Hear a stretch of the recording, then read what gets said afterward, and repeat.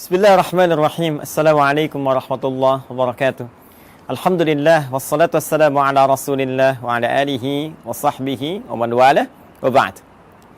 Saudara-saudariku dimanapun Anda berada, saya Adi Hidayat izinkan menyapa dan mendoakan kita semua, semoga Allah senantiasa menyayangi, melindungi dan merahmati kita tanpa kecuali.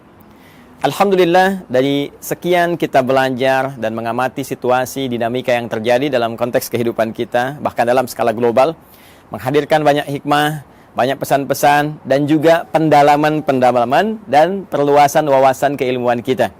Di antara itu, ada sebagian kawan juga yang bahkan banyak bertanya, banyak meminta terkait kejadian yang berlangsung di Palestina, yang sering kita uraikan, kita bahas, untuk mendalami kembali genealogi, ya, atau asal keturunan dari umat Yahudi. Edisi kali ini kita akan coba belajar bagaimana Al-Quran, hadis-hadis Nabawi Sallallahu Alaihi Wasallam memberikan informasi yang valid kepada kita tentang keturunan dari umat Yahudi, perilaku-perilakunya, dan juga diksi-diksi Al-Quran yang sangat indah, yang bahkan mengajak seluruh manusia, terkhusus juga dari kalangan umat Yahudi, untuk kembali pada jalur-jalur kebenaran dan menampilkan realitas yang terjadi sepanjang zaman. Seperti apa uraiannya? Ini yang coba kita akan kaji di kesempatan mulia ini, insyaallah. Baik, untuk menemukan jawaban tadi, kita harus menggali dulu secara genealogi, garis keturunan, baik ke atas ataupun ke bawahnya, dari mana kemudian umat ini muncul, seperti apa perjalanannya, bagaimana karakteristiknya, dan seperti apa kita merespon dalam konteks kehidupan global ataupun konteks kehidupan kita, ya, secara individual dalam konteks berinteraksi di sosial kehidupan kita saat ini. Baik, saya akan mulai teman-teman sekalian dari Abul Anbiya dulu ya. Abul Anbiya, bapaknya para nabi. Ya, gelar ini diperoleh oleh Khalilullah yang sangat dekat dengan Allah Subhanahu wa taala, yaitu Nabi Ibrahim alaihi salam, ya. Nabi Ibrahim. Baik, saya tuliskan dulu seperti ini. Ya kan? Nabi Ibrahim alaihissalam. Baik, nanti ini ada jalur keturunan ke atas, teman-teman sekalian. Ya, ada jalur keturunan ke bawah sini. Nah, jalur keturunan ke atasnya kalau kita sambungkan misalnya kan. Nah, ini yang walaupun ada perdebatan kita tuliskan dulu ya, dari Azar, kemudian ke Teruh, kemudian ke Abir, ya, tuliskan begini Abir. Nah, ini Abir ini nanti ada yang mengaitkan juga dengan bahasa Ibrani yang saat Nabi Ibrahim tinggal di Padan Aram, ya, yang sekarang itu wilayah Irak, dulu dikenal dengan Babilonia. Nanti kita turunkan juga, ya. Kemudian bin Azar, bin Taruh, bin Abir, kemudian bin Kinan, bin Arfakhshad. Tuh, ini penting sampai ada alarm tuh di komplek. Arfakhshad. Bin Azar, bin Taruh, bin Abir, bin Kinan, bin Arfakhshad, bin Sam. Kemudian di sini Sam. Kemudian bin Nuh alaihissalam. Nuh alaihissalam. Ayo teman-teman sekalian ya. Jadi ini Nabi Ibrahim alaihissalam, ya, keturunan tentunya nanti akan ketemu dengan Nabi Nuh, dan Nabi Nuh pun akan tersambung kepada Nabi Adam alaihissalam. Tapi kalau kita bahas ke atas terlalu jauh nantinya ya. Jadi kita cukupkan sini dulu. Jadi Ibrahim alaihissalam, bin Azar, bin Taruh, bin Abir, bin Kinan, bin Arfakhshad, bin Sam, bin Nuh alaihissalam. Ya. Dan Nabi Nuh alaihissalam ini nanti akan melahirkan generasi yang terus nanti berkembang, ya, menebar keturunannya, generasinya di muka bumi yang sekarang kita menjadi bagian dari keturunannya. Ya, terutama dari 3 keturunan beliau. Ya, ini Nabi Nuh alaihissalam kan dalam sejarah disebutkan setidaknya ada 4 kan ya. 4 dari anak keturunan, 1 Kan'an, ya. Nah, ini yang kemudian tenggelam dalam banjir besar karena beliau tidak mengikuti arahan ayahandanya, ya. Kemudian juga nanti ada Sam. Ini yang ke sini keturunan Nabi Ibrahim alaihissalam, nanti dari sini ya, tarik jalur ke atas. Dari Sam, kemudian ada Ham, kemudian ada yang keempat Yafith, ya, Yafith. Nah, ini teman-teman sekalian 3 ini nanti yang akan berkelanjutan mengikuti Nabi Nuh alaihissalam yang naik ke kapal besar itu, ya, kemudian melewati berbagai rintangan saat terjadi banjir besar, dan kemudian mendarat dan melahirkan keturunan dari sini sampai ke populasi manusia hingga saat ini. Ya, dari Sam ini nanti melahirkan diantaranya bangsa Arab, ya. Kalau mau kita rinci lagi, teman-teman sekalian, misalnya di sini nanti ada Asyur, ya, seperti ini. Yang nanti ada Assyria, ya, ada Babil. Nah, yang Babilonia nanti yang Fadan Arab. Kemudian nanti ada Aram, ya, ada Finit, ya, nanti satu garis nanti ke Ham, ini melahirkan Afrika. Kemudian juga nanti ada Kanaan, Kanaan, ini Palestina, ya, dan sekarang Palestina atau Filistin. Nah, ini yang Babilonia, yang Irak, ini yang Aram, ya, Aramai ke wilayah Syria yang ke sebelah sana. Ini Asyur, Assyria, Finit nanti ke sebagian, nanti ketemunya dengan jalur Ham nih, yang di Afrika. Kemudian ada Kaldan. Nah, ini Irak kuno, teman-teman sekalian. Kemudian juga ada Ibrani. Nah, Ibrani ini nanti ada yang juga mengaitkan dengan bahasa Fadan Arab, ya, yang di Babilonia, yang menjadikan keturunan ini nanti berbahasa Ibrani. Lalu dari situ juga ada yang mengaitkan dengan Abir, yang jadi bahasanya Nabi Ibrahim alaihissalam ketika ada di Fadan Arab.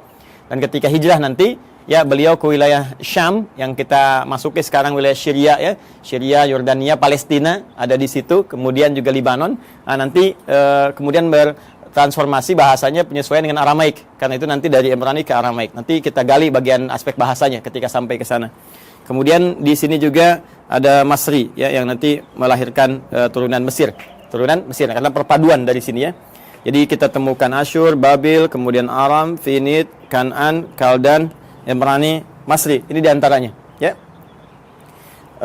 Kita 1, 2, 3, 4, 5, 6, 7, 8. Kita hitung, ya, kurang lebih 8.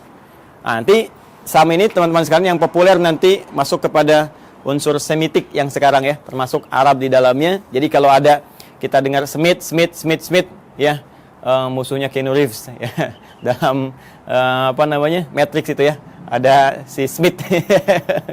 Sam bukan itu saja, nanti banyak kalau nanti kita belajar, ya, tentang pemikiran Hollywood. Saya nggak berinteraksi dengan film-film dan sebagainya, tapi saya baca sejarah, ya. Nanti kalau kita baca dengan pemikiran itu, suatu saat kita akan belajar, dia akan temukan banyak sekali Sam, dan itu sangat menarik gitu, sangat menarik. Ya, kenapa temannya yang di Lord of the Ring itu kan yang mengiringi si Sam juga. Ditransforma namanya Sam juga. Nanti kadang-kadang ada Smith juga dan seterusnya. Nah, itu ada kaitan-kaitan nanti, ya. Kaitan-kaitan dengan pesan-pesan Semitik. Cuma Semitik itu nanti tidak akan dikhususkan kepada golongan Yahudi saja. Ya, Arab juga Semit. Ya, nanti ini turunan Semitik nih, ngambung ke sana. Kanaan, Palestina juga Semit.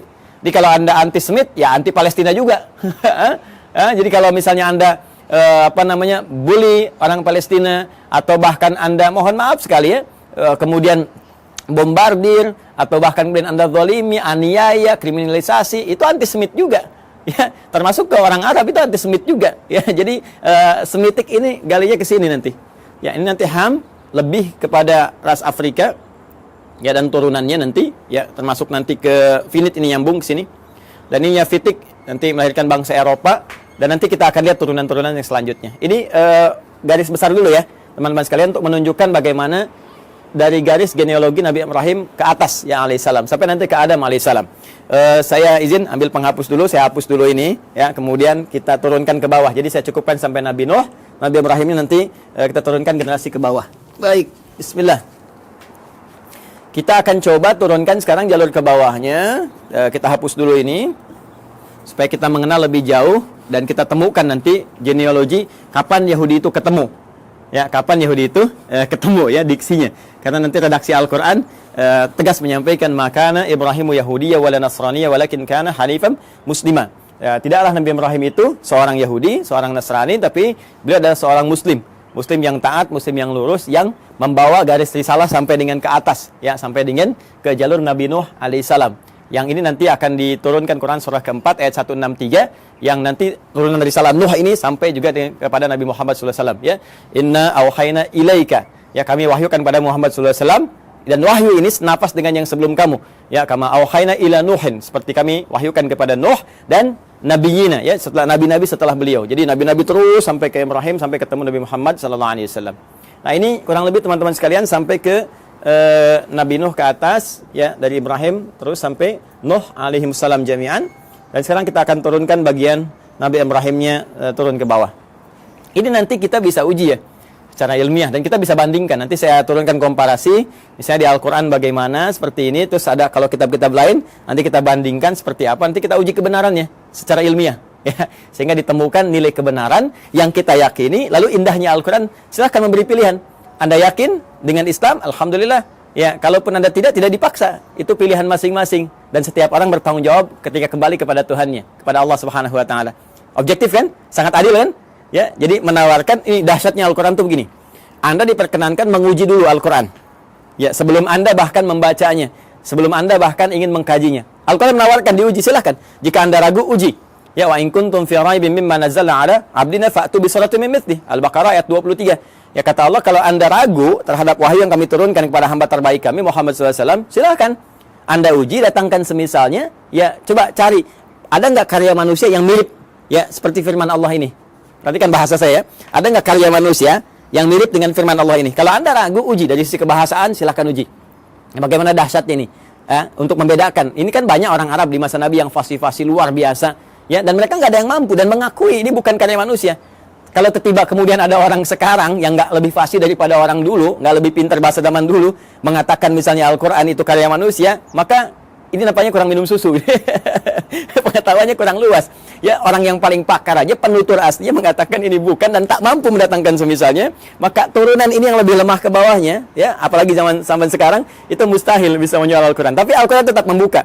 Silahkan. Dari segi isinya, silahkan Anda kaji. Ya, dari aspek manapun silahkan. Setelah Anda menemukan bahwa ini mustahil nih, ya, kata-kata manusia, karya manusia, dan Anda meyakini, oh ini bahasa lain, walaupun ini jalan menuju firman Allah. Ya, bagi kami orang Islam sudah yakin, la raiba fi.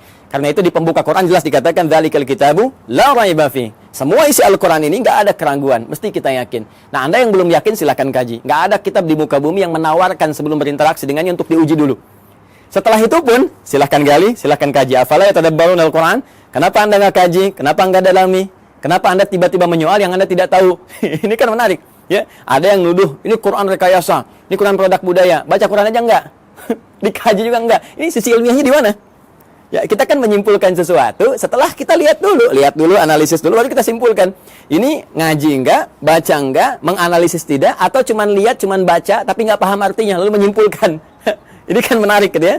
Maka silahkan teman-teman sekalian. Nah, nanti dari sini Quran menawarkan, Quran memperbandingkan, ada komparasi, dan Quran juga mengatakan silahkan cek, silahkan uji, silahkan bandingkan. Kalau Anda yakin dengan kebenaran, dahsyatnya, walaupun apa yang ditampilkan Al-Quran benar, tetap memberikan peluang kepada Anda untuk memilih secara objektif dan tidak memaksa. La ikraha fid din, tidak ada paksaan.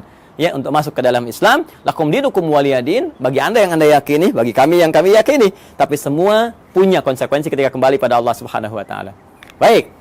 Sekarang kita kembalikan ke Nabi Ibrahim alaihissalam. Teman-teman sekalian, mari kita bagi genealogi turunan ke bawahnya ya Nabi Ibrahim. Nah, ini spidol sudah mulai akan habis dengan turunan ke atas saja, saya ganti dengan yang baru.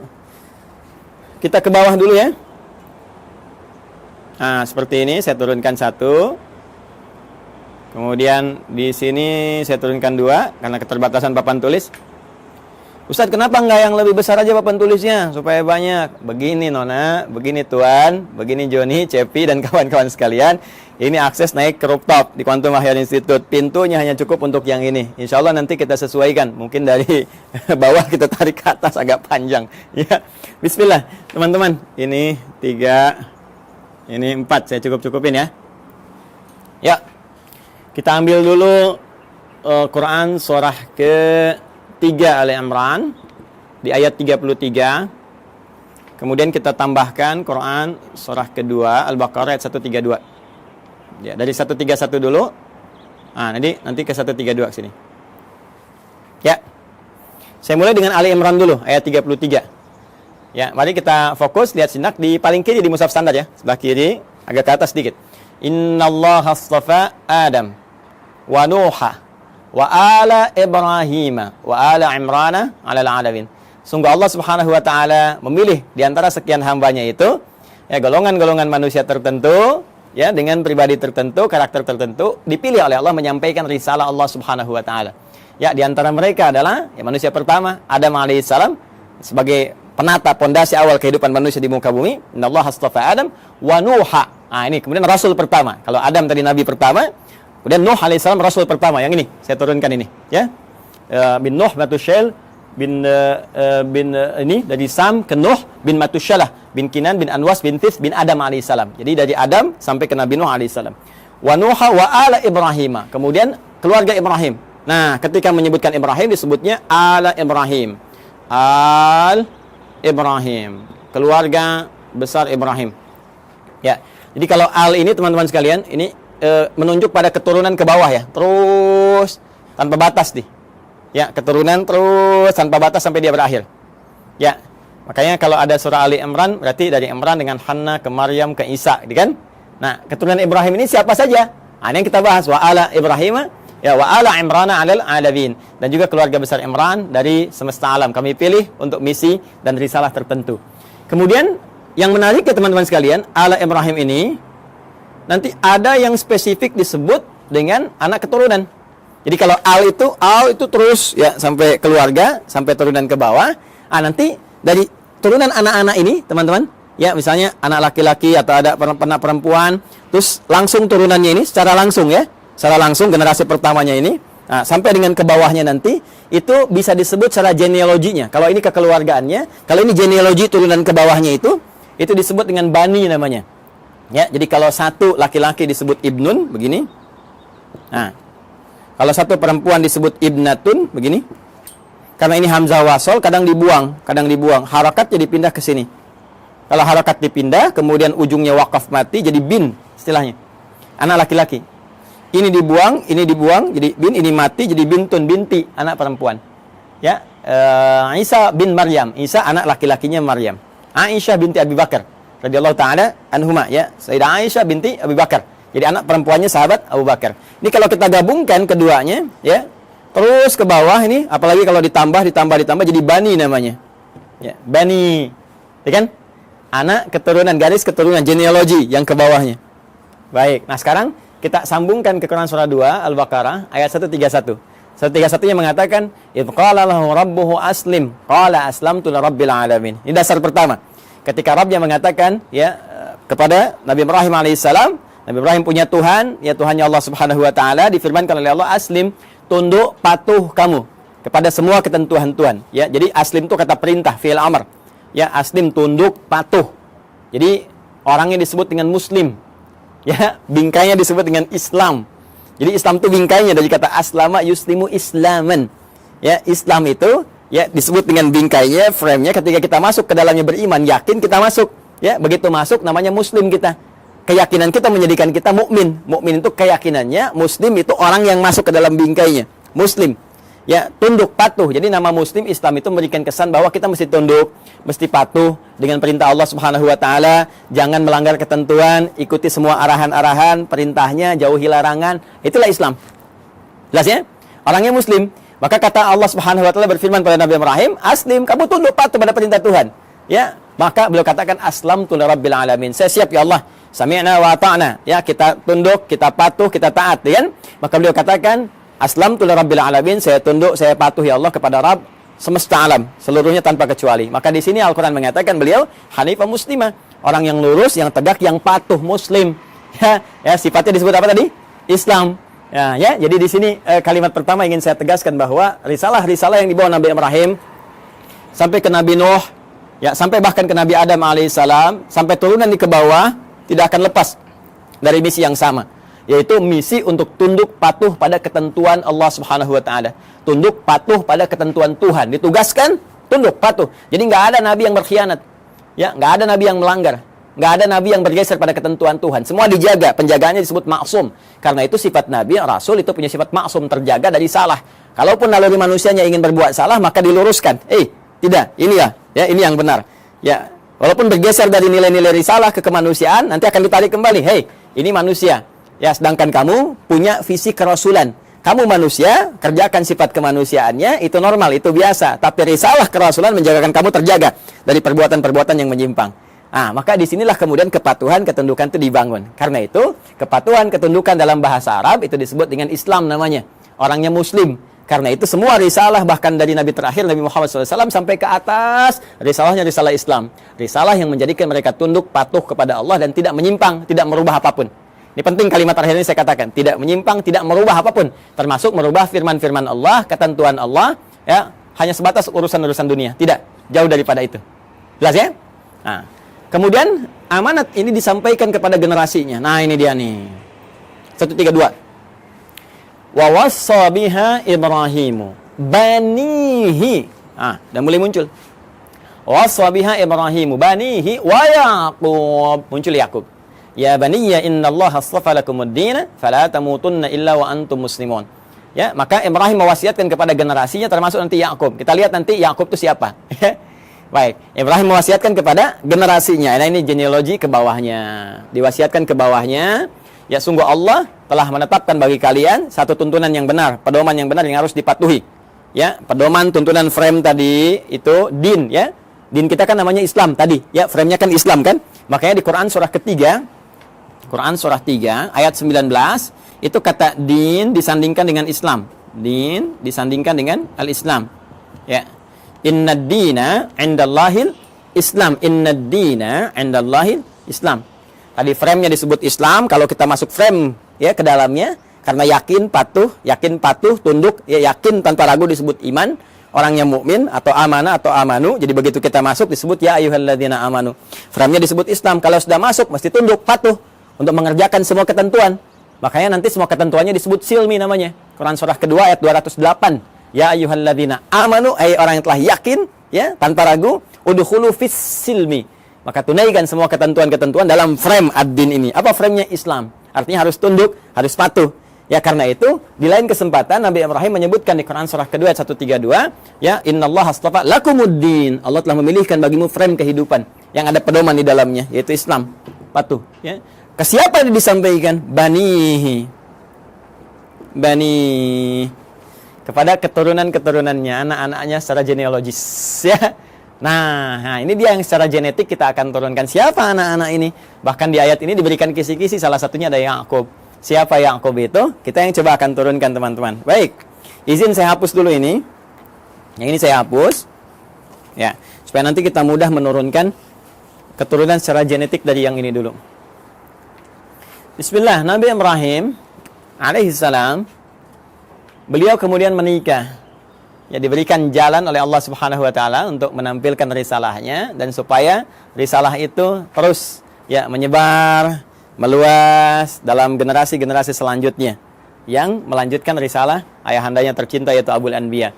Maka Allah berikan kemudian jalan untuk pernikahan. Nah, ini jalurnya untuk menikah. Ya, bukan hubungan sembarangan gitu ya. Maka adalah kemudian perempuan yang sangat luar biasa terhormat. Terhormat, perempuan baik, suci, akhlaknya mulia dan cantik jelita. Nah, ini jarang sekali yang seperti ini, itu Sayyidah Sarah. Ya. Masih di Padan Arab nanti ya, di Babilonia nanti bertemu jodohnya dengan beliau. Kemudian nanti di sini ada Sayyidah Sarah binti Am al-Khalil. Am al-Khalil. Am al-Khalil ini binti pamannya Nabi Ibrahim sendiri. Jadi Nabi Ibrahim punya saudara, punya paman juga, nanti punya anak namanya Sarah, perempuan, nanti menikah. Ya. Makanya disebut Sarah binti Am al-Khalil. Ya. Sarah binti pamannya Nabi Ibrahim sendiri atau saudaranya ke atas ya, nanti di Babilonia dinikahkan nanti dengan ini, nanti kita akan turunkan. Kemudian dengan Sayyidah Hajar alaihassalam ya, al-Qibtiyah al-Misriyah, al-Qibtiyah al-Misriyah,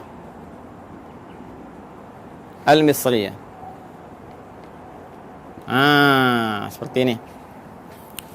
Baik, umumnya manusia saat ini atau kebanyakan gitu kan, orang-orang saat ini mengetahui dua ini ya, Sayyidah Sarah, Sayyidah Hajar, Sayyidah Sarah, Sayyidah Hajar, istrinya Nabi Ibrahim.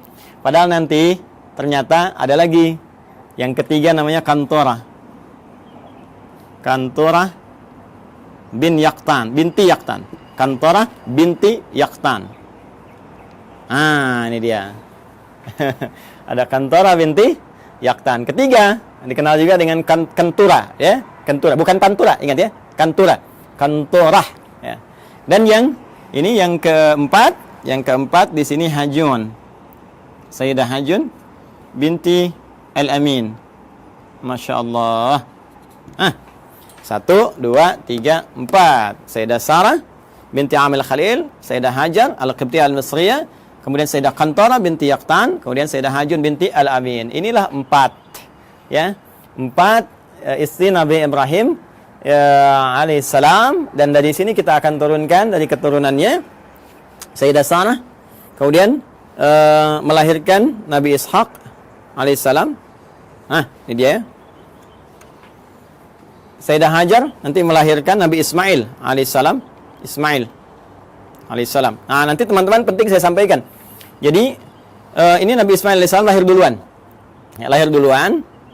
Saat usia Nabi Ismail itu 14 tahun, usia Nabi Ibrahim kisaran 120 tahun, dan usia Sayyidah Sarah itu 90 tahun. Maka lahirlah Ishak. Ini kisahnya sangat menarik nih ya. Jadi Ishak itu di dalam bahasa Arab itu bisa seakar dengan kata dhahak. Ya, dhahak. Artinya tertawa bahagia. Ya, tertawa bahagia. Nah, kenapa ada kalimat ini? Ada sebagian yang menduga begini. Ada kaitan dengan Quran surah ke-11 ayat 71. Ya. Sampai dengan sama juga dengan isyaratnya di Quran surah ke-51 Adz-Dzariyat ayat 24 sampai dengan 29. Di Quran surah 11 Hud ayat 71 itu jadi kisahnya begini. Kisahnya bahkan sampai viral ya. Itu kisahnya ketika datang malaikat, ya, beberapa rombongan malaikat ingin menuju kaumnya Nabi Lut. Dikisahkan di sini nih. Quran surah 51 buka ayat 24-nya. Di sebelah kanan agak ke bawah. Ya, hal ataka haditsu dhaif Ibrahim al-mukramin id dakhalu alaihi faqalu salama qala salam qaumum munkarun. Jadi datang serombongan malaikat mampir ke tempat Nabi Ibrahim. Tujuan utamanya adalah ke saudara beliau di Nabi Lut. Ya, jadi di situ di satu masa ada 2 distrik berbeda, nabinya ada 2, rasulnya ada 2, tuh ya. Jadi nggak setiap masa nabinya satu, boleh jadi setiap tempat itu yang berbeda ada nabi juga. Nah, ini keponakannya Nabi Lut, keponakan Nabi Ibrahim. Kemudian apa yang terjadi? Ketika akan datang yang menghukum umatnya Nabi Lut yang memang minta diadab, ini keterlaluannya, minta diadab ya, maka malaikat mampir dulu ke tempatnya Nabi Ibrahim. Ketika itulah mengabarkan bahwa Sayyidah Sarah ini yang sudah usia 90 tahun itu akan punya keturunan. Akan punya anak, akan mengandung. Maka di sini kemudian beliau disebutkan sambil menepuk wajahnya, fasakkat wajhaha wa qalat ajuzun aqim. Beliau mengatakan, apa yang seperti ini masih mungkin bisa punya keturunan? Itu sambil berdiri. Berdiri itu bahasa Arabnya qaimun, qaim. Kalau perempuan tambah tak di ujungnya, qaimatun. Ya, jadi sambil berdiri menepuk begini sambil tertawa. Ya. Ini yang seperti ini apa masih mungkin punya keturunan? Jadi ketawa gembira, tertawa dan menepuk-nepuk, ya, seakan takjub dengan keadaannya. Maka di Quran surah ke-11 ayat 71 disebutkan, wa imra'atuhu qa'imatun fadhahikat fabasyarnaha bi Ishaq. Ya, Masya Allah. Wa imra'atuhu, sedangkan istrinya Nabi Ibrahim alaihissalam yaitu Sayyidah Sarah, qa'imatun, langsung berdiri mendengar kabar itu. Ya, ketika malaikat mengatakan di surah ke-51 ini, ya, kemudian mengatakan fabasyaruhu bi ghulamin alim, dia akan dapat anugerah seorang anak yang sangat cerdas, gulamun alim. Kalau Ismail gulamun halim, kalau ini gulamun alim. Ya, halim itu cerdas dan perasa. Ya, tapi gulamun alim cerdas. Jadi anak kamu akan lahir darimu anak yang sangat cerdas, gitu kan? Anak jenius, cerdas, maka langsung bangkit menepuk, tertawa gembira. Apa mungkin yang masih begini masih punya keturunan?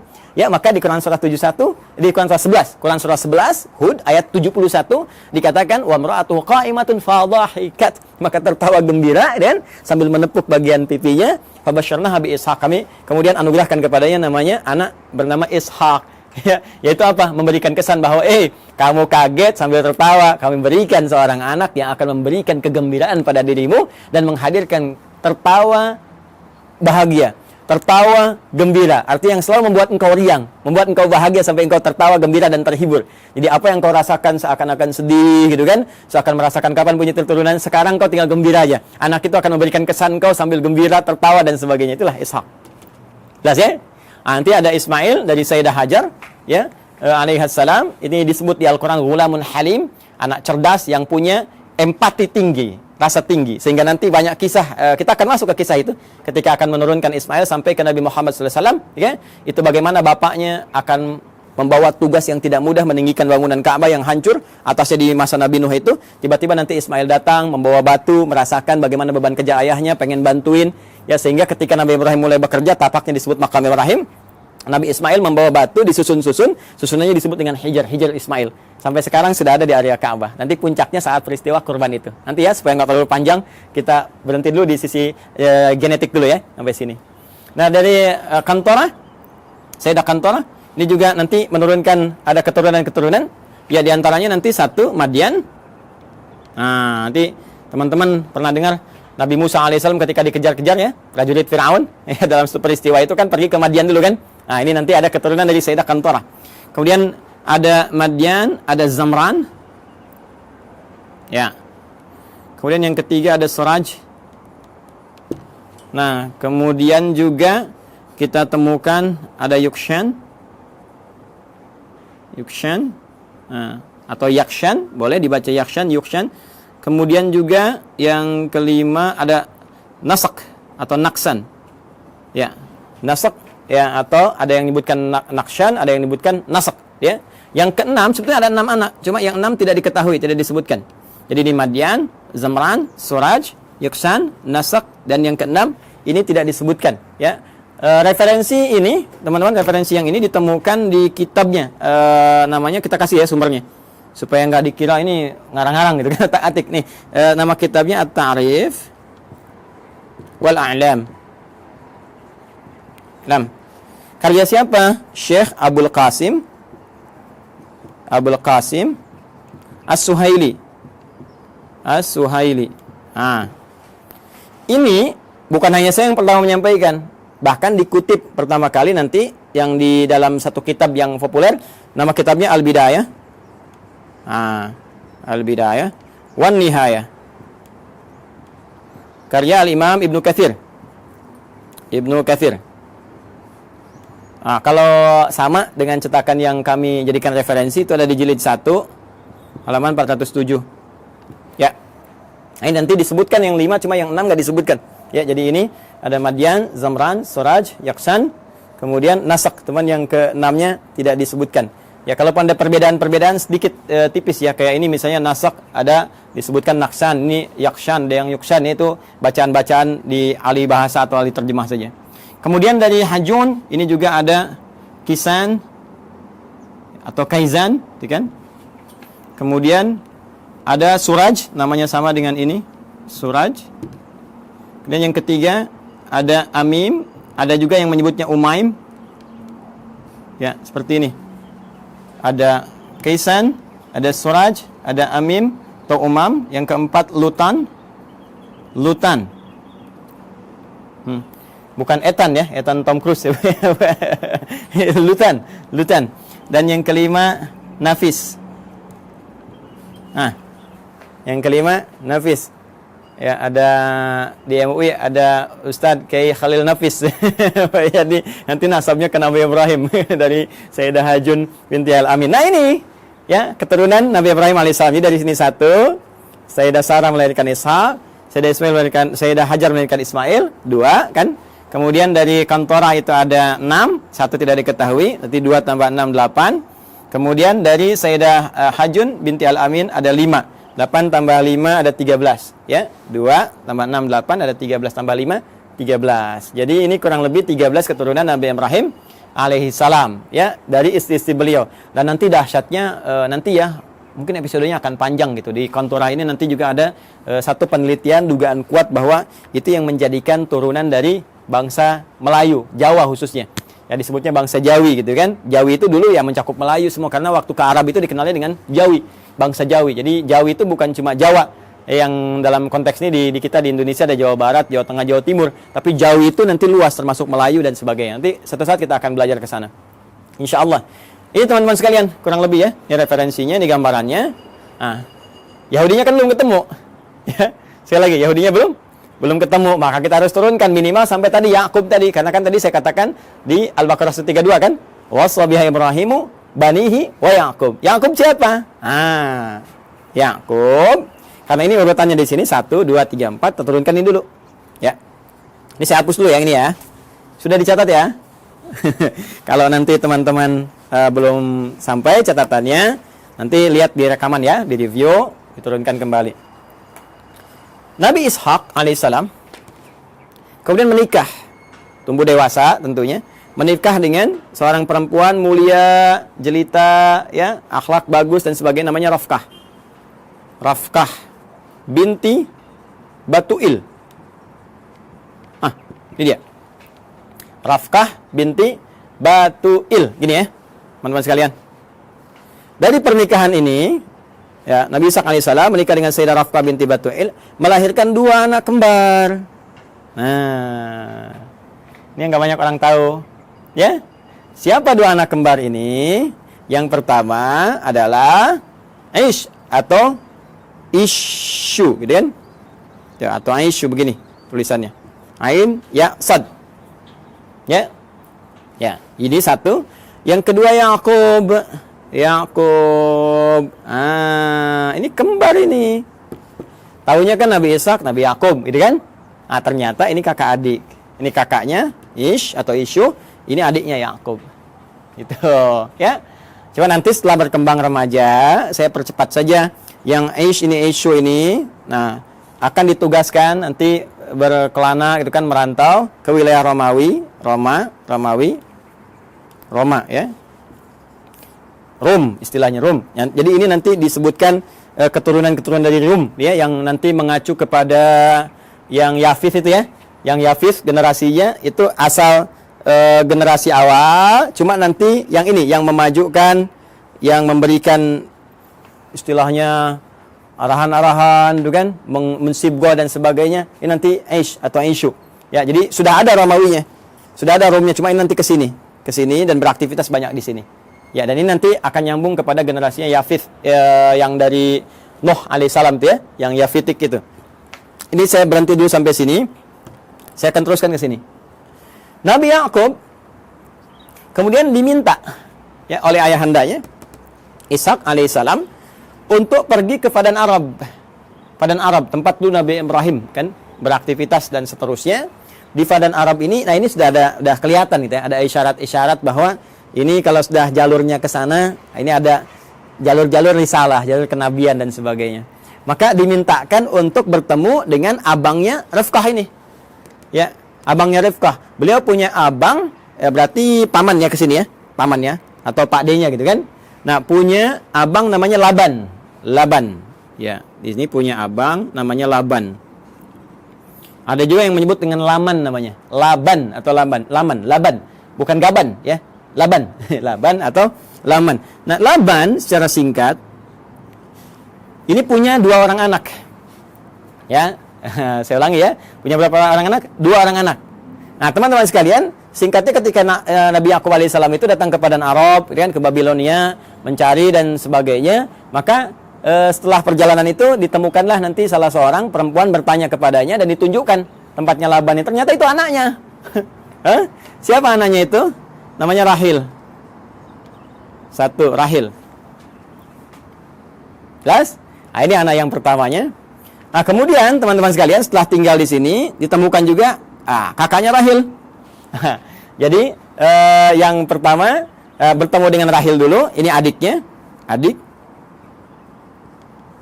Nah, kemudian yang kedua bertemu dengan kakaknya Rahil, dipertemukan dengan kakaknya Rahil, ya. Siapa namanya? Nah, kakaknya Rahil ini namanya Laia, kan? Laia atau juga ada yang menyebut dengan Lea. Ini kan? Laia atau Lea.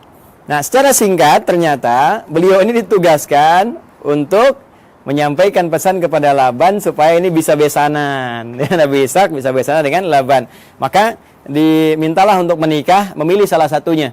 Ya, memilih salah satunya, walaupun ada riwayat menyebutkan Nabi Nabi Yakub ini nanti ditawarkan untuk menikahi dengan Laya dulu, kakaknya dulu. Ya, jadi ini kakak didahulukan. Nah, kemudian beliau kan seorang yang sangat perasa ya. Yakub itu punya keunggulan yang luar biasa. Ya, beliau seorang yang sangat dekat ya dengan Allah, rajin ibadah, kemudian lebih daripada itu juga sangat merasakan tidak ingin menyinggung orang, ya, curhatnya diserahkan kepada Allah sehingga orang-orang banyak nggak tersakiti. Jadi ini yang menjadikan beliau daripada nanti satu menikah, yang lain merasakan nggak nyaman, maka mengajukan dua-duanya aja dinikahin. Ya kan? Nah, ini belum turun syariat yang di era Nabi Muhammad SAW, turunnya Quran surah keempat An-Nisa ayat 23, larangan menikahi kakak adik. Ya, wa antajma'u bainal ukhtaini illa ma qad salaf. Paling kanan sebelah bawah di mushaf standar ya. Wa antajma'u bainal ukhtaini illa ma qad salaf. Dilarang bagi kalian untuk menikahi kakak adik ya secara langsung kecuali yang dulu pernah terjadi.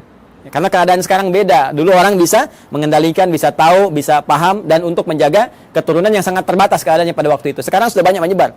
Makanya dilarang sekarang menikahi kakak adik dalam satu mahram. Ya dulu masih berlaku illa ma qad salaf. Maka dinikahilah kemudian Layya, ini pertama kali. Dan kemudian Rahil, yang kedua dinikahi. Ya. Dari Layya ini turun keturunan teman-teman sekalian ada 6 orang anak. Ya, 6 orang anak ini Rabin. Kemudian 2 Syam'un atau Simon. Dan yang ketiga Levi atau disebut juga dengan Lewi. Ya, Levi itu ya, Levi. Tulisannya begini, bukan Levis ya, Levi. Lewi, gini. 4 Yahuda. Kemudian yang kelima Izakar. Ya. Yang keenam Zabulun. Dari Rahil melahirkan 2 orang anak, ya. 1 Yusuf alaihissalam, Rahil. Ya. Ini ibunya cantik sekali, cantik, jelita, taat, patuh. Makanya anaknya juga tampan, luar biasa ya. Tampan dan nantilah pas masuk cerita Nabi Yusuf, ini masih panjang, tenang aja teman-teman. Masih panjang. Dan yang kedua Bunyamin. Ya, Bunyamin. Ya. Baida Royani nggak masuk sini. Maaf ya. Bercanda. Ini Yusuf dengan Bunyamin ya. Berjalan, tiba kemudian sudah berumah tangga. Singkatnya, ini minta balik dulu. Minta sowan lagi kepada bapaknya gitu kan. Supaya nanti ada bekal-bekal yang terbaik untuk dilanjutkan dan seterusnya gitu kan. Nah, nanti teman-teman sekalian sebelum kembali ini oleh Laban dihadirkan asisten rumah tangga untuk bantu baik kepada Rahel ataupun Layya supaya tugasnya lebih mudah karena tahu tugas Nabi Yakub pasti akan berat. Maka dikirimkanlah kemudian 2 orang untuk bantu. Layya dikirimkan Zulfa atau Zalfah. Ya, Zulfa atau Zalfah. Nah, kemudian dari Rahel pun dikirimkan Balha. Ya. Balha untuk membantu. Dan Nabi Yakub melihat, ini akan di rumah nih, banyak interaksi, ya, daripada nanti aneh-aneh, lebih baik jadi mahram sekalian supaya membantu ada dalam lingkup keluarga. Makanya dinikahilah kemudian ini juga sehingga 4 genap 4 istri Nabi Yakub alaihissalam. Ya, nanti dari sini ada 2 anak lagi, ya, dari Zulfa dan dari Balha 2 anak lagi. Ini papan tulisnya nggak cukup nih kalau saya tuliskan. Ada Dan, ada Jad dan yang lainnya. Jadi dari sini saya sebutkan 2. Teman-teman sekalian, ada 2. Ini pun 2. Ya. Jadi dari sebelumnya 6 dari Layya, tambah 2 dari Rahil, 6 tambah 2, 8, tambah 2 dari Zulfa, 10, tambah 2 dari Balha, 12. Inilah dari 12 keturunan Nabi Yakub alaihissalam. Ini keturunannya ada berapa? Ada 12. Yakub ini masih mengalami tentunya masanya bapaknya Ishak dan ada yang menduga juga masih bertemu dengan Nabi Ibrahim. Jadi Nabi Ibrahim punya anak nanti Nabi Ishak punya cucu Nabi Yakub, tapi keturunan ke sini belum tentu jumpa. Ya, di yang cicitnya lagi sampai ke Yakub masih ada. Maka Yakub meneruskan wasiat bapaknya Ishak, Ishak meneruskan wasiat bapaknya Ibrahim. Makanya seringkali ditemukan kalimat ya Ismaila wa Ishaqa wa Yaquba gitu kan, wal asbat. Asbat ini 12 ke sini. Jadi Yakub meneruskan ke sini. Ya, nah ini teman-teman sekalian gambaran ini. Nah, Nabi Yakub ini seperti saya katakan tadi, Nabi yang sangat baik, taat, patuh, gitu kan? Ciri-ciri hamba lah. Hamba dalam bahasa Arab disebut abdun. Dalam bahasa Ibrani pada saat itu disebut dengan Isra. Ya, hamba siapa ya? Hamba Allah. Jadi kan puncak pujian Allah kepada ya ciptaannya, makhluknya, manusia itu sifatnya bukan disebut Nabi Rasul. Nabi Rasul itu menunjuk pada tugas dan berita besar yang dibawa. Puncak pujiannya justru terletak pada kalimat hamba, abdun. Makanya Rasulullah SAW ketika diisrakan itu disebutnya dengan kata abdun, subhanalladzi asra bi abdihi, kan? Maka ini pun dipuji dengan sifat penghambaannya itu Isra, hamba Allah yang taat. Allah dalam bahasa Ibrani pada saat itu disebut dengan Il. Ya, maka disebut dengan Israel. Asalnya kata Israel ini menunjuk kepada Yakub alaihissalam. Mana Nabi Yakub nih ya? Nah, di sini. Nih. Asalnya menunjuk kepada Nabi Yakub alaihissalam yaitu Israel. Ya, Il ini sudah kita temukan juga di Jibril, Mikail, Israfil, Israel, ya, malaikatnya Allah Subhanahu wa taala. Israel hamba, ya, Il Allah yang taat, yang saleh. Anak-anak tadi yang ini, teman-teman masih ingat kan istilahnya? Ya kan? Kalau dikumpulkan semuanya menjadi Bani kan istilahnya. Maka muncullah istilah Bani Israel. Bani Israel. Jadi asalnya konotasi Bani Israel itu positif. Anak-anaknya keturunan Nabi Yakub yang saleh, yang baik. Nabi Yakubnya yang saleh, yang baik. Nah itu disebutkan Bani Israel supaya memberikan kesan untuk ikuti bapakmu. Jangan menyimpang, jangan jauh-jauh. Makanya di Quran nanti banyak diksi menunjukkan ya Bani Israel, ya Bani Israel. Disadarkan lagi, hai Bani Israel, kamu ini kan punya kelebihan, bapakmu itu baik, bapakmu saleh. Jangan berbuat seperti ini.